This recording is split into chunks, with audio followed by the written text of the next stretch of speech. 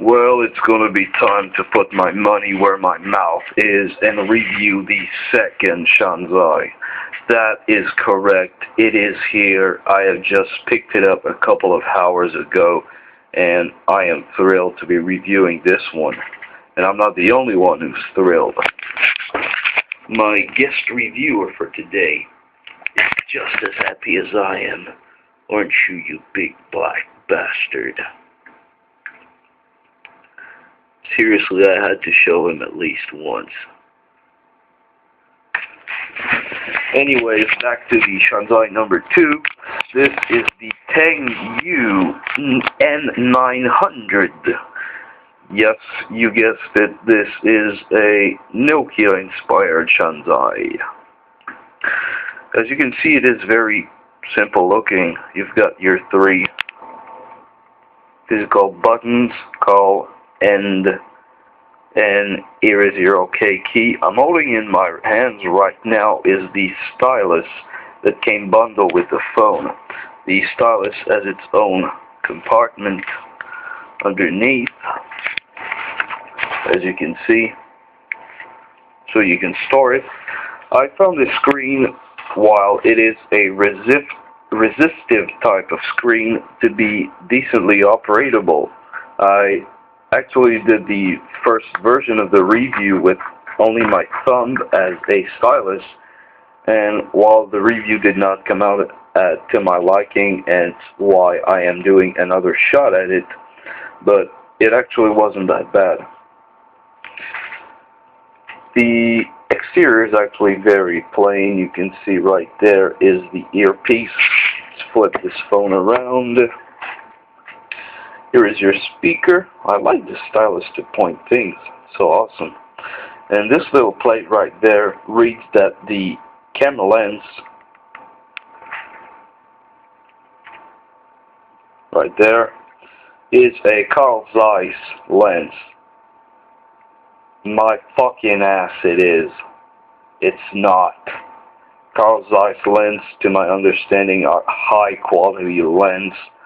And for a $53 phone, I'm sorry, but I don't buy that this is a Carl Zeiss phone. Then again, the K66 lied about being 8 megapixels, so no big deal. Here's some little writing like digital mobile and games, music, video, blah blah blah.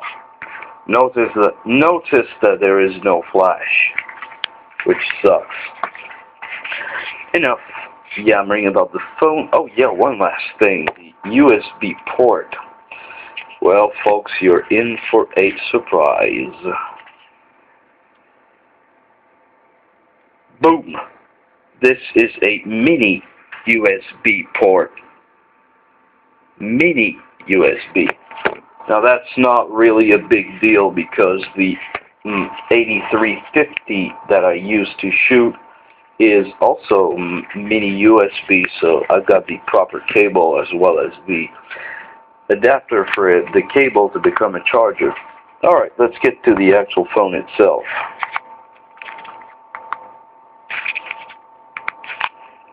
There we go. Blame the fog. There we go. I just unlocked the phone. SIM card uno, SIM card toss, no service, insert SIM 2. No service is not surprising. This is my unactivated FIDO SIM. I will not be doing the call quality and sound quality fun in this video tour. I will get my brother to test the phone out, and I will then do a part 2 like I did for the K66 to give my final thoughts on the phone and wrap things up. Battery is full at the moment. This phone, just like the K66, came bundled with 2 batteries, and I've had a quick look at them earlier, and it reads 3,200 milliamps. I'm sorry, but I don't believe that. My freaking Motorola i1 has I believe, 1,300 milliamps. So you're not going to tell me that a phone that is worth $53 is going to come bundled with not 1 but 2 of those batteries. Nuh-uh, I don't believe it. Anyways, here is your menu. This is your, brings up the dialer. So I'm going to have to use it's kind of difficult to shoot with these stylus because to gauge you can just type whatever number you see fit, and you can then call using SIM card Uno or SIM card TOS. I don't need that shit, so let's get out of here. Names. This will bring your phone book. It brings you by default to the search option, where you can search your contacts. Here's the menu itself. File manager. This lists the phones on your phone as well as memory card.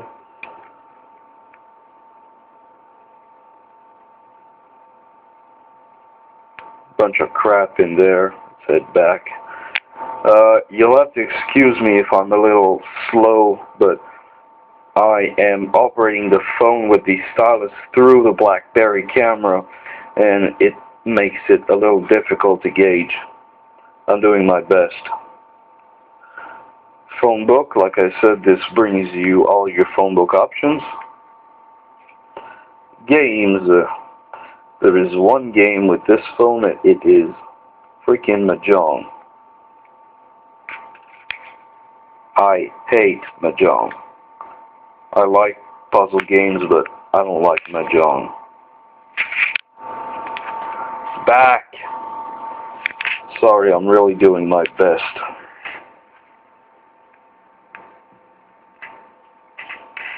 Here is your call center. Well, there will show your call settings, SIM card Uno and SIM card TOS, and your advanced settings. IP dial.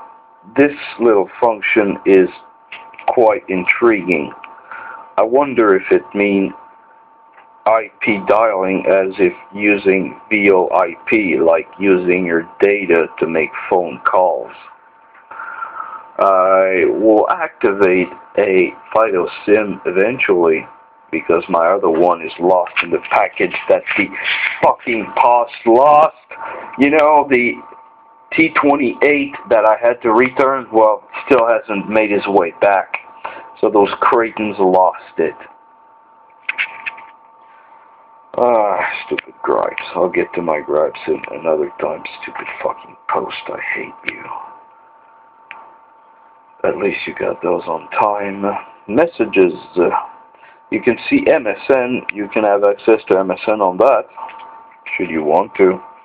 Just imagine yourself typing messages, poking the screen like a fucking idiot, because while the phone is operable without the stylus, if you need to do text entry, don't even think about it unless you've got like the tiniest fingers in the world. Camera. We'll get to the actual camera. Video player and video recorder. This one does video recording. The K66 Shanzhai did not. Interesting. And you can see the FM radio and schedule FM record. Well, if there is a show that is broadcast on an FM station that you love and that you can't get enough of it and you want to record it and have a big enough memory card, well, you can schedule your recording with that. Ripping radio off the internet. We'll not get into the legalities of that. Here's your organizer, calendar, tasks, alarms, wall clock. I'm going to zoom back a little bit because I'm sick and tired of vroom, vroom, vroom, vroom, vroom, vroom. It will be easier on you as well. Settings, well, there's the phone settings. There's a lot of them. Pen calibration, dual SIM settings. I was just wanting to scroll through the screens and I ended up further in the menu. Dual SIM, pen calibration, dial priority if you want to give priority to SIM card Uno or SIM card TOS when placing calls. G sensor, this is related to the music player, I believe. If you shake the phone to the left, Like that, it would go restart the track or go to the previous track, and like that would go to the next, and blah blah blah. Phone setup. Well, this was your phone setup. Language input, greeting text. The keyboard vibrate. This phone was originally set to vibrate every time the screen is touched. It pissed me off and I disabled it. Network setup. This is unique in case of every network because every GSM network is different. Security, phone lock, PIN, POC, which is not needed unless you block your PIN, but blah, I'm getting too far. Profiles, those wonderful little pre-configured states, well, they are present here as well, and you can edit them to whatever your heart sees fits.